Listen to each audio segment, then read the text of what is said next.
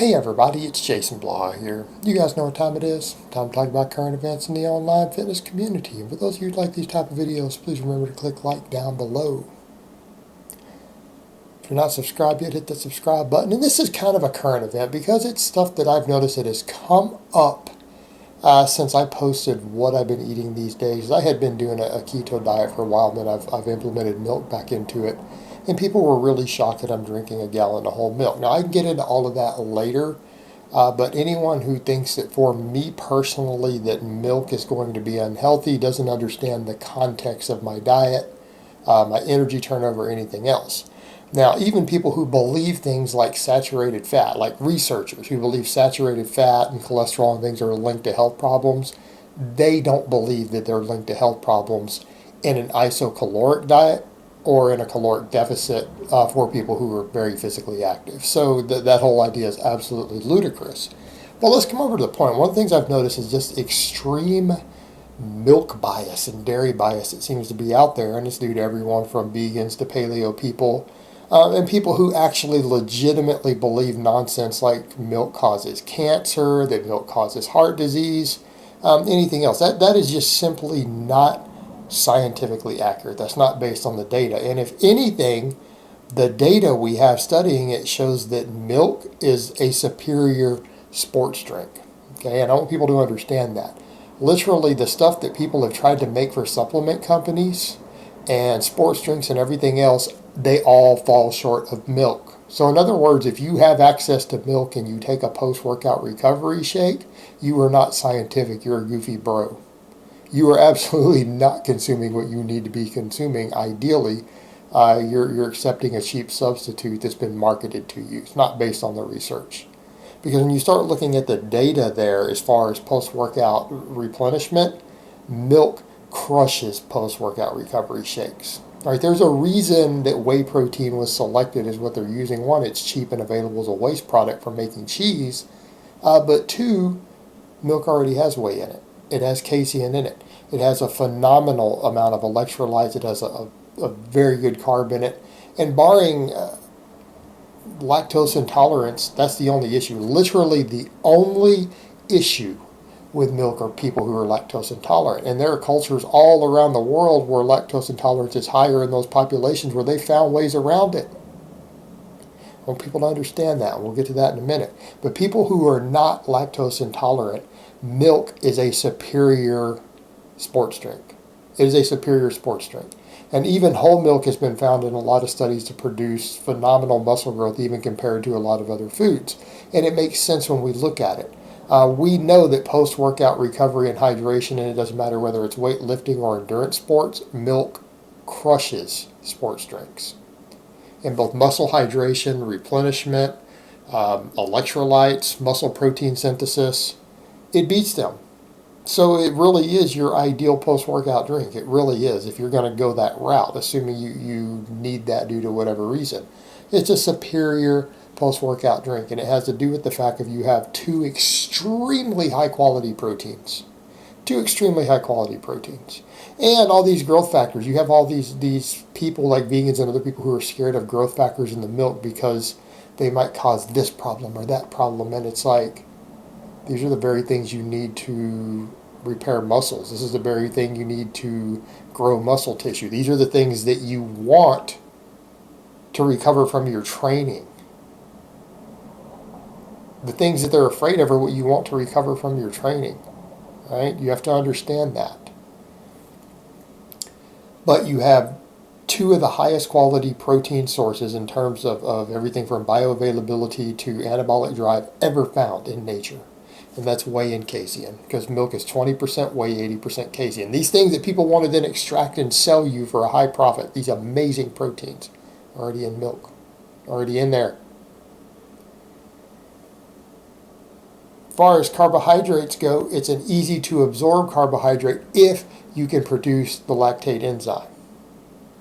So the lactose in milk, easy to absorb for people who have the enzyme. We all have it at birth. A lot of people lose it later in life. But it's also very low glycemic index. Right? Milk is, if people want to talk about things like the GI, GI. Even though it's a simpler carb, it's considered to be a sugar, it has the lowest glycemic index of almost any carb. It's now near the bottom of the chart. It's way lower than brown rice. It's way lower than oats. It's lower than all those things by a significant margin. All right, it is a very low glycemic index, low glycemic load carbohydrate. All right, all the fat has been found to be pretty anabolic. Then you get over to all the electrolytes in it.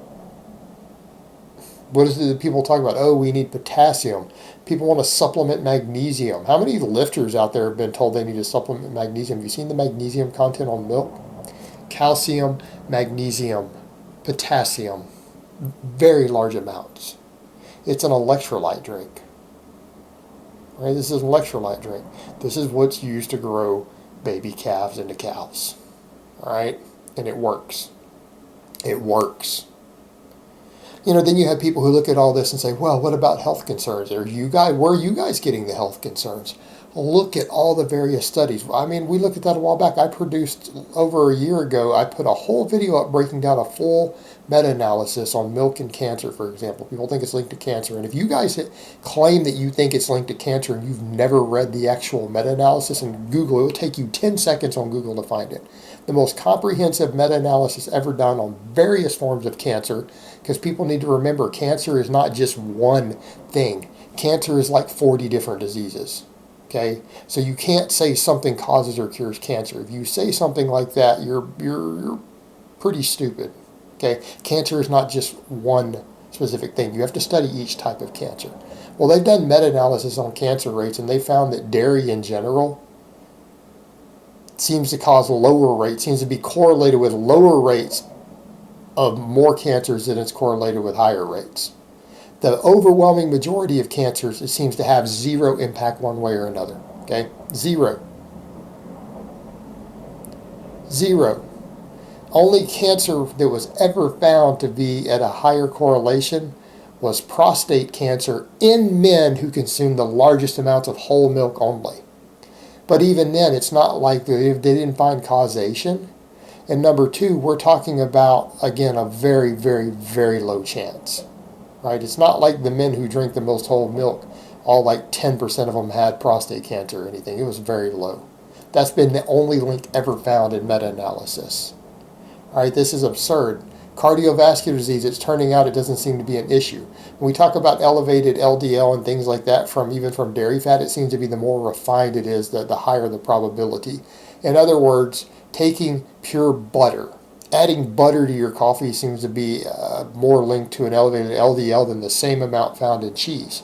And the same amount found in cheese seems to cause a larger response than in whole milk. It seems to be fairly insignificant as far as a negative effect on a lipid profile. And let's come back over. What do we know affect lipid profiles the most? Refined sugars. That affects triglycerides and everything else. When we start looking at the closer meta-analysis, milk is not linked to cardiovascular disease. There doesn't seem to be a link there, even in terms of the correlation. Right, this is not an unhealthy food, and people who are thinking it's unhealthy, you're basing this upon biases that people have due to whatever lifestyle they believe in. It's not based on the actual data. So what's the concern? Lactose intolerance. Okay, a certain segment of the population are lactose intolerant. My demographic has a low rate. All right, you go to parts of the world to where there is a significant rate, and guess what? What do you find? They have found ways to consume large amounts of dairy regularly in their diets. You culture it. Cheese, yogurts, kefirs. And some of the baddest mofos in history have done cultured dairy in very, very large amounts, right? Cultures, and because it seems to be based on, in different ethnicities around the world, the rates are higher, right? It does vary. That varies tremendously based on that, but even that's not universal. There is literally no group of people on earth that are all lactose intolerant or all lactose tolerant. There is no single group. So it's a varied ratio inside of different spreads all around the planet, right? But the cultures that have significant rates of it, they've still learned. They've figured out how to make it work anyways. Because guess what? People are ingenuitive. They're adaptive. They figure out how to make things work. And guess what? In those cultures where they eat lots of cheese or yogurt or kefir or whatever, they still don't have these problems. This is nonsense. It's nonsense. If you're a serious athlete or a lifter, dairy is one of the most amazing food groups you can have. And if you can handle lactose and it fits within the context of your diet, milk is amazing.